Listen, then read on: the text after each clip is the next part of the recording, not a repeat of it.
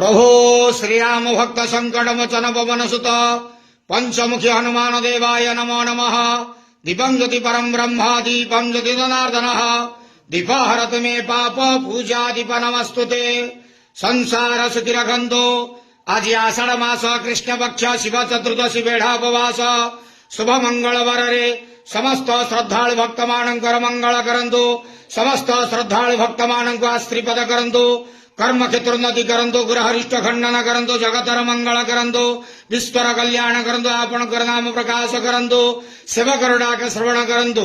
प्रभु पंचमुखी हनुमान देवाय नमो नमः। मनोजवारुत तुल्य वेगम जितेन्द्रियं बुद्धिमता वरिष्ठम वातात्मजं वानरतमुख्यं श्रीरामदूतं शरणं प्रपद्ये। संसार सुखी रखंत आनंदे गवार। हरि बोलो। आज शुभ मंगलवार रे समस्त श्रद्धालु भक्त मानकर मंगल करंत आनंदे गवार। हरि